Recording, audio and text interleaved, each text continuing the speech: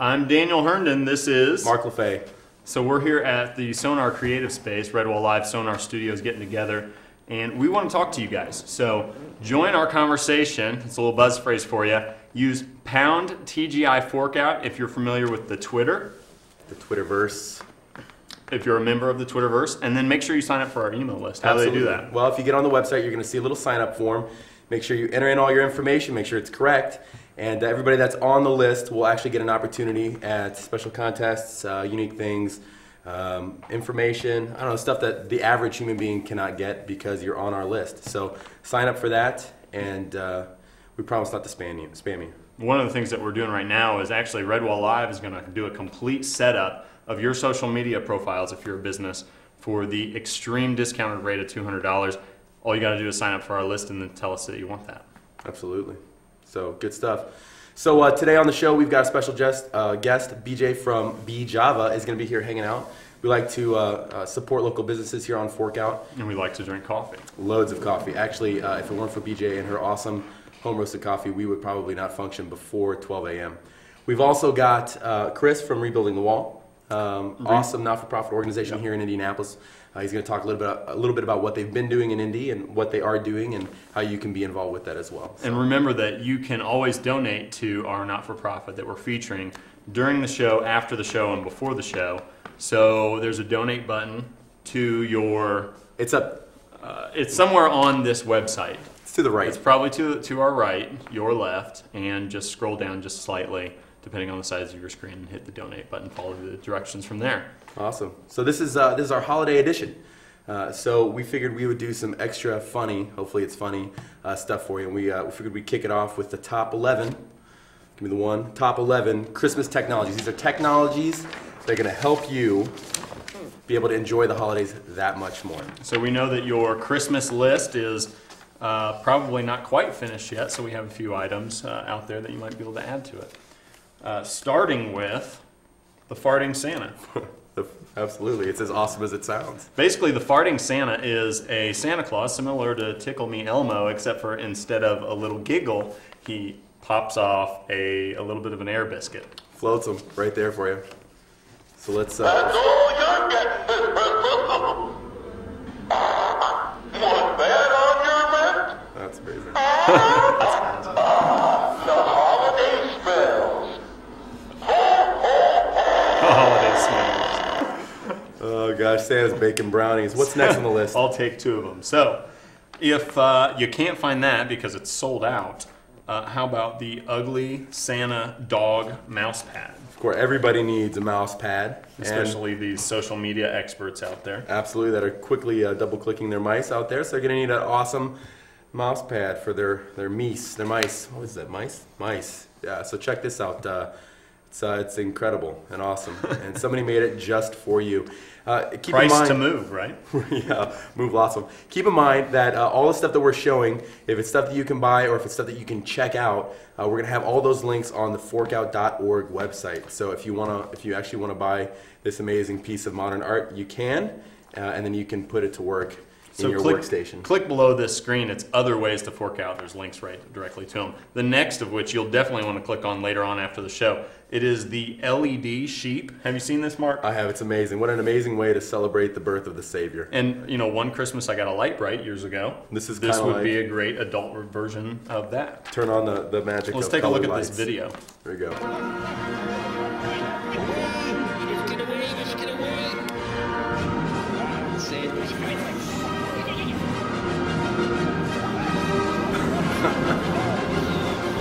So they've wrapped sheep in LEDs, and they go astray, all like the rest of us.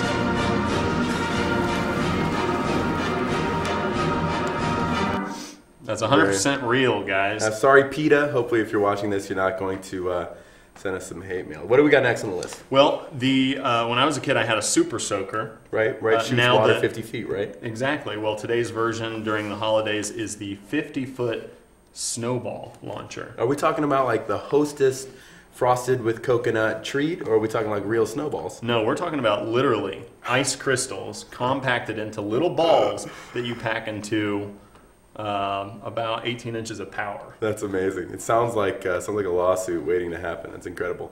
Hopefully we can pick one of those up and demonstrate it. Well, demonstrate this. If you're traveling abroad for the holidays, Sure. which of course, Mark, you always do. Typically. How about the Say Merry Christmas iPhone app? Basically, you're going to Sweden or anywhere else in the world, and you need to learn how to say Merry Christmas to the locals. Well, use this iPhone app. There's an app for that. There is an app. Wow, that's amazing. Well, does it actually pronounce it for you, or is it just some text, or what is it? I believe it's just text. It has an awesome user interface, though. Well, that looks like a cool Christmas tree. Is that a clown? I can't even tell if it's a clown. Either way, it looks festive, looks amazing. Nothing says Merry Christmas like Stephen King's It. What do we have next? Well, everybody knows that Mark is a big Slayer fan. So the feature of the day regarding Slayer is the Rain and Blood Christmas lights. I love this one. A house coated in Slayer music and lights. Let's see a little video here. From a lacerated sky, bleeding its horror, creating my structure. Now I shall rain in blood. Oh man, but this isn't Wayne's basement.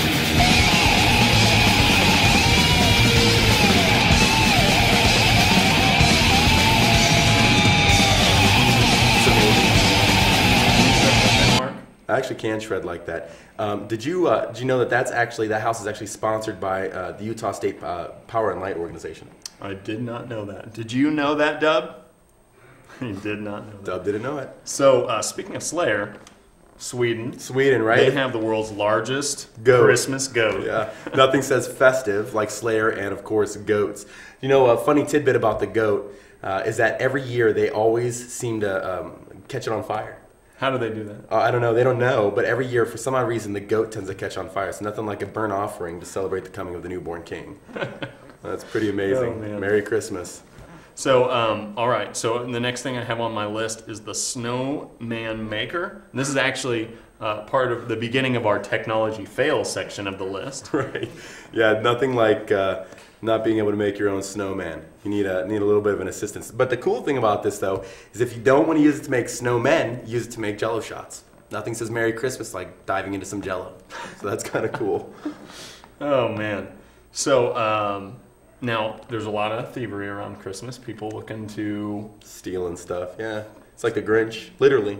I mean, and then what's the comment? Where's your Christmas spirit, right? Right. Well, listen, we've got a way to keep track of your stolen items. In particular, the nativity scene, we've got the baby Jesus GPS tracker. It's funny because he typically knows where you are, but now you can know where he is. Now, I thought he was omnipresent, but I guess you can still apply GPS to everywhere. Absolutely. So if somebody steals your baby Jesus, you can now track him, save him, and bring Jesus back home to you.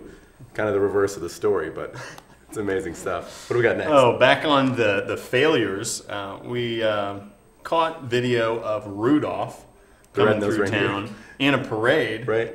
And I guess the technology fail is that they just didn't quite plot their route very well. That's incredible. So let's watch a quick video here. They're running into a stoplight. That's and amazing. They thought that they had to stop for the red lights. That's amazing. It gets stabbed and they're all completely destroyed. I'm pretty sure that this is on the fail blog, but don't quote me. Rudolph is dead. And the number one of the top 11 Christmas technologies Drum roll, please. is the disturbing, sexy Christmas anime set to trance music. So if you want to get your Christmas on and your techno dance, thank you. So weird. Completely still pictures would be the most exciting Christmas movie.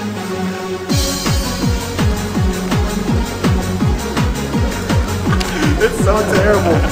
It's so terrible. Oh man. Oh my gosh. Is that not the most fantastic thing you've ever seen? Creepy anime pictures.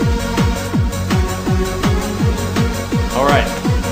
So next up, speaking of techno, we actually have a segment that we do every week called What the Tech. What the tech? What's up, Dub? Hey guys. What do you got for us today, Dub? Today I'm going to talk about codecs. Codec is a device or computer program capable of encoding and or decoding a digital data stream or signal. The word codec is a portmanteau of compressor, decompressor, or more commonly, coder, decoder. A codec should not be confused with a coding or compression format or standard. A format is a document, a way of storing data. A codec is a program which can read or write such files.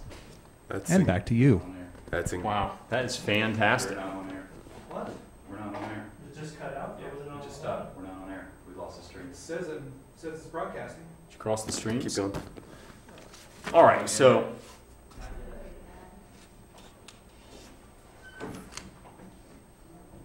I'm sure it's just a glitch in the Yeah, let's just keep going. It's a glitch in the matrix. So, one of the things that we promoted about this show today is, frankly, that we don't have the time or clearly the money To be able to make this thing go without a hitch, or even to be able to maybe write good quality content. So we literally outsourced our comedy routine to Southeast Asia. So B. Reshma Ubuntu wrote our comedy routine. Yeah, so So we're going to read it as she wrote it. that's right. So let's check this out. This new segment, Outsourced Comedy. During... It's outsourced, keep in mind. We outsourced our technology too. Bear with me just a second. No. Wrong one.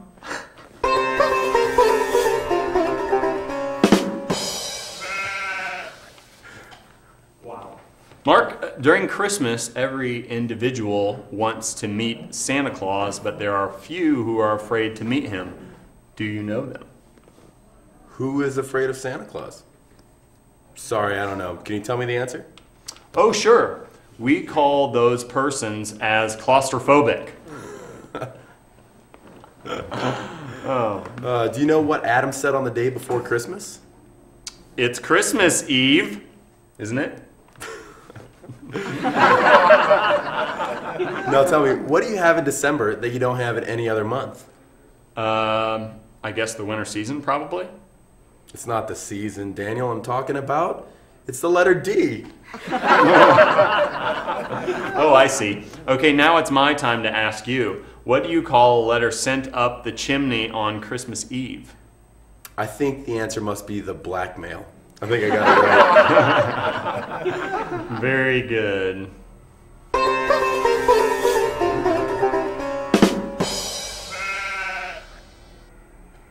Next up, we've got the Coffee Buzz with Vince Freeman.